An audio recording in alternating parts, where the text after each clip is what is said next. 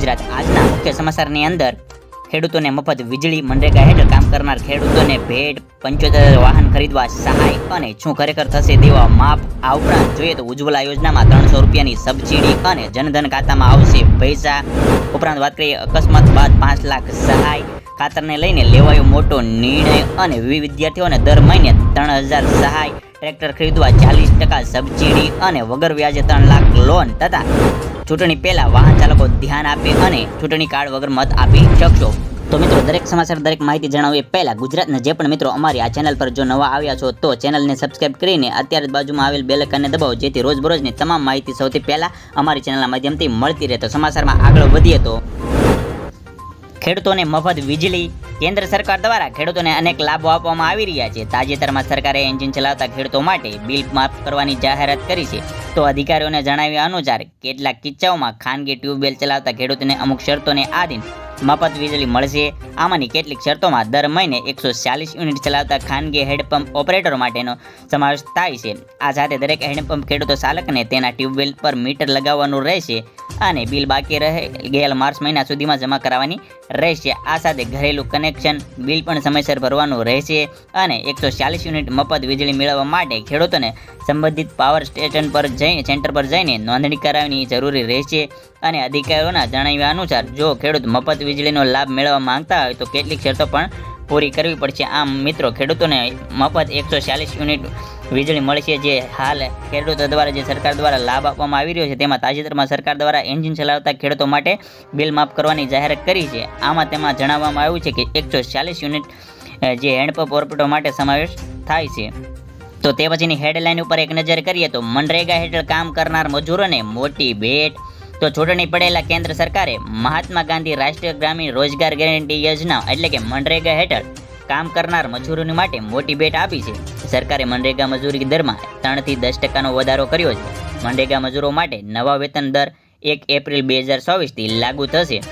આંધ્રપ્રદેશમાં 300, અરુણાચલ પ્રદેશમાં 234, આસામમાં 249, બિહારમાં 245, છત્તીસગઢમાં 243 અને ગુજરાતની મિત્રો વાત કરીએ તો 280 રૂપિયા મનરેગાનું વેતન કરવામાં આવ્યું છે. અને મનરેગા હેઠળ કામ કરવામાં આવતા કામમાં ખાડા ખોદવાથી લઈને નાળા બનાવવાનું કામ સામેલ કરવામાં આવ્યું છે. અને આ યોજના હેઠળ 1 વર્ષમાં 100 દિવસની રોજગારીની ગેરંટી મળે છે. તો મિત્રો તેની સાથે આપણે બીજી હેડલાઇન પર નજર કરીએ તો 75,000 વાહન ખરીદવા સહાય. તો કિસાન પરિવહન યોજના 2024માં ખાસ એક ખેડૂતો માટે માલવાહક વાહનો ખરીદવા પર નવી સહાય બહાર પાડવામાં આવી છે. જે અંતર્ગત માલવાહક વાહન ખરીદી પર ખેડૂતોને 75,000 રૂપિયા સુધીની સહાય મળવા પાત્ર થશે. આ યોજનાનો લાભ કોઈ પણ ખેડૂત લઈ શકે છે જેમાં નાના, સીમાંત અને SC/STના મહિલાઓને 35% અથવા 75,000ની સહાય મળવા પાત્ર થશે. તેમજ સામાન્ય તથા અન્ય ખેડૂતોને 25% અથવા 50,000ની સહાય મળવા પાત્ર થશે. તો મિત્રો તમે પણ જો આ 75,000 સુધીની સહાય એટલે કે સબસિડી લેવા ઈચ્છો છો તો હાલ આ ખેડૂત પોર્ટલ પર તેના ફોર્મ ભરવાનું શરૂ છે. તમે પણ આ ફોર્મ ભરી શકો છો અને આ ખેડૂત પોર્ટલ પર તેનું સેક્શન છે તેમાં જઈને તમે પણ ફોર્મ સબમિટ કરી શકો છો. તો મિત્રો તે પછી જોઈએ તો ઉજ્જવલા યોજનામાં 300 રૂપિયા સબસિડી. તો કેન્દ્ર સરકારે PM ઉજ્જવલા યોજના હેઠળ આપવામાં આવતી સબસિડી સમય મર્યાદા 1 વર્ષ વધારી દીધી છે. કેન્દ્રીય મંત્રી પિયુષ ગોયલે ગુરુવારે એક પ્રેસ કોન્ફરન્સમાં આ સંદર્ભમાં માહિતી આપી હતી. તેમણે કહ્યું કે ઉજ્જવલા યોજના હેઠળ આપવામાં આવતી 300 રૂપિયાની સબસિડી સમય મર્યાદા 31 માર્ચ 2025 સુધી ચાલુ રાખવાની મંજૂરી આપી દીધી છે. તો મિત્રો તમને જણાવી દઈએ કે આ સબસિડી પહેલા 200 રૂપિયા હતી અને આની ડેડલાઇન તારીખ હતી 2024ની 31 માર્ચ, પરંતુ હવે તેને 1 વર્ષ માટે લંબાવી દેવામાં આવી છે. કે કેન્દ્રીય મંત્રી પિયુષ ગોયલે જે એક પ્રેસ કોન્ફરન્સ યોજાણી હતી તેમાં તેણે જણાવ્યું છે કે આ સબસિડીમાં વધારો કરવામાં આવ્યો છે 100 રૂપિયાનો અને 31 માર્ચ 2025 સુધી ચાલુ રાખવાની જાહેરાત મંજૂરી આપી છે. તો મિત્રો તે પછીની વાત કરીએ તો શું ખરેખર દેવા માફ થશે. તો ગુજરાતમાં ખેડૂતોના દેવા ડૂબેલા છે ત્યારે ખેડૂતોએ 1 લાખ કરોડથી પણ વધારે રૂપિયાની લોન લીધી છે. તો ગુજરાતમાં 46.51 ખેડૂતોએ લોન લીધી છે. અને દેશના ખેડૂતોને વાત કરીએ તો દેશના 16 કરોડ ખેડૂતો પર 21 લાખ કરોડથી રૂપિયાનું દેવું છે. અને દેશમાં સૌથી વધારે દેવું વાત કરીએ તો રાજસ્થાનના ખેડૂતો માટે છે તો રાજસ્થાનના 99.96 લાખ ખેડૂતોને 1.47 લાખ કરોડથી પણ વધારે દેવાની લોન છે અને ખેડૂતોને લોન આપવામાં ખાનગી અને જાહેર ક્ષેત્રની બેંકોનો સૌથી આગળ છે. તો આખા ગુજરાતમાં ખેડૂતોનું દેવું 90,895 કરોડ રૂપિયા છે, જેમાં 34,000 ખેડૂતોનો સમાવેશ થાય છે. જ્યારે સરકારે 25થી 40 ઉદ્યોગપતિના 8 લાખ કરોડના દેવા ભાજપ સરકાર માફ કર્યા છે. તો ખેડૂતોના દેવા માફ કેમ નહીં? તો દેવું માફ થવું જોઈએ. ઘણી વખત ખેડૂતો દ્વારા અને કિસાન સંઘ દ્વારા આ દેવા માફીની માંગણી કરવામાં આવતી હોય છે. જ્યારે હવે જોવાનું એ રહ્યું છે કે આવનારા લોકસભાની ચૂંટણી પહેલાં કઈ પાર્ટી ખેડૂતોનો સાથ આપશે અને ખેડૂતોનો દેવું માફ કરશે. તો મિત્રો, તમારા મતે 2024માં ગુજરાતમાં કઈ પાર્ટી સરકાર બનશે તો ખેડૂતોના દેવા માફ થશે? તો ખાસ કરીને કોમેન્ટ સેક્શનમાં તમે જણાવી દેજો કે આવનારી 2024ની ચૂંટણીમાં કઈ પાર્ટી આવશે જે ખેડૂતનો સાથ આપશે. તો મિત્રો, તે પછીના સમાચારની વાત કરીએ તો જનધન ખાતામાં આવશે પૈસા. તો જે લોકોનું જનધન ખાતું છે જેમના માટે એક સારા સમાચાર બહાર આવ્યા છે. આવનારી લોકસભાની ચૂંટણી પહેલાં સરકારે રજૂઆત કરી છે કે જેમનું જનધન ખાતામાં છે અને તેમને પૈસા આપવામાં આવશે.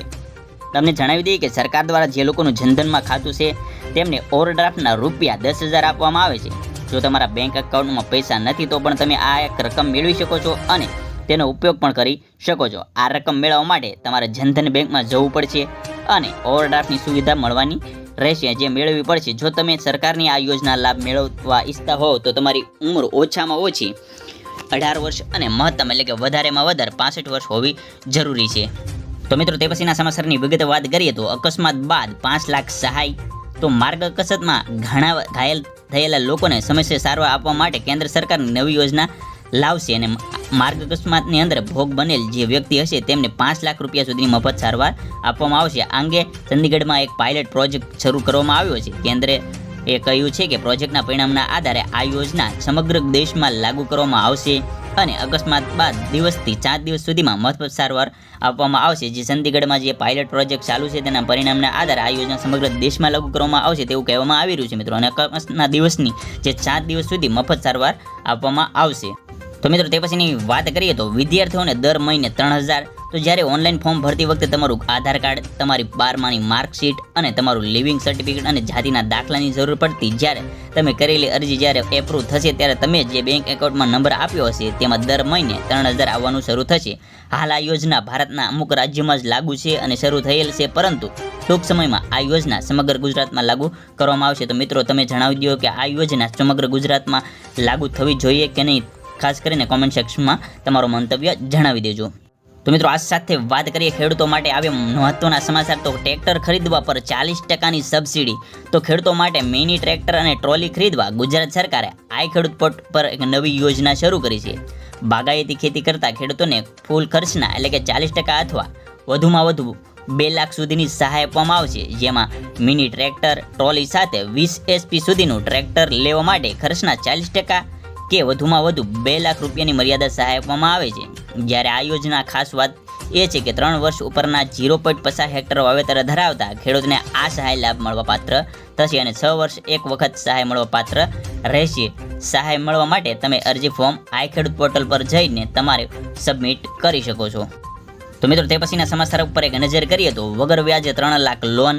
તો ખેડૂતોને મહત્તમ આર્થિક લાભ મળે અને આર્થિક નીતિઓનો લાભ મળે માટે કેન્દ્ર સરકાર તે દિશામાં કામ કરી રહી છે. હવે ખેડૂતોને મોબાઈલ એપ્સ દ્વારા થોડી પ્રક્રિયા બાદ તેમને ખેતરમાં બેસીને લોન મળશે. તો ગાંધીનગરમાં ચાલી રહેલી G20 મિટિંગમાં RBI તેના ખાસ પાયલટ પ્રોજેક્ટનું પ્રદર્શન કર્યું છે.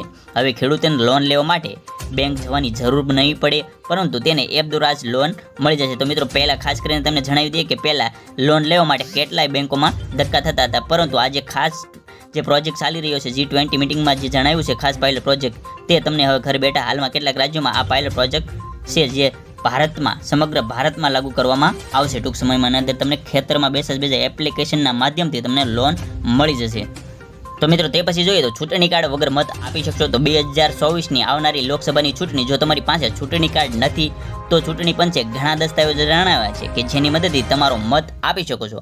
આધાર card, driving licence, MNREGA card, સરકારી સેવા કાર્ડ, પાસપોર્ટ સાઇઝનો ફોટો, ચોંટાડેલું જે પેન્શન કાર્ડ હોય છે તે, આરોગ્ય વીમા card, smart card, photo passbook, અન્ય વિકલાંગતા કાર્ડ અને સત્તાવાર ઓળખ કાર્ડ, તેમાંથી કોઈ પણ કાર્ડ તમે બતાવીને તમારો મત આપી શકો છો.